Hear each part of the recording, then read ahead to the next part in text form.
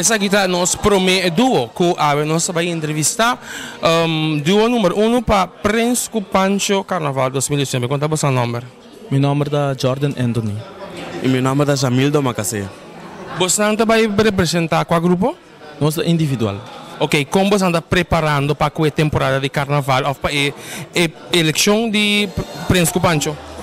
A preparação está bastante forte. Nós estamos perdendo o sonho, passou de noite até de dia para nós, que nós estamos inteiro dia até hora e madrugada, nós estamos em casa, vai sossegar para lá, também de trempar back para seguir com a preparação. Quanto é o número para Prince Pancho?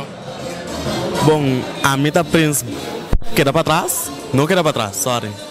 Então, a outra Prince? A mim tá Prince delante e tá Pancho para trás. Eu tenho que bom. Ok. Você tem mensagem para nós televidentes para Carnaval 2019? Carnaval 2019 nós estamos focus para vai delante. Meta ng novo, cost ng novo, trabalho ng novo, turcos novo siya Bamba vai delante, nós não tawag para trás mas. Bom, a mim tá aconselhando todo televidente para não quedar para trás, van delante, van mostrar que o corso está carregado, color e cost não bom e guarda sempre positivo tá na moda. Bom mensagem. Pero primeiro que me vai, você vai.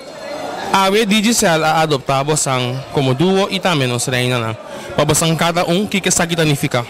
Essa significa algo grande para mim passou. Den e 3 anos como participar como Prince Pancho, essa que dá promessa como tá elogio assim aqui, lá que nós visa elogio assim aqui de sponsor grande de Fundação Check. Bom, a mim tá super great com a Fundação Check a buscar Digicel como sponsor, passou esta de companhia de mais grande na Corsol e a maneira que nós vai tratar nós e a maneira como a mira não trata e do dia em passar me tá essa que tá bom.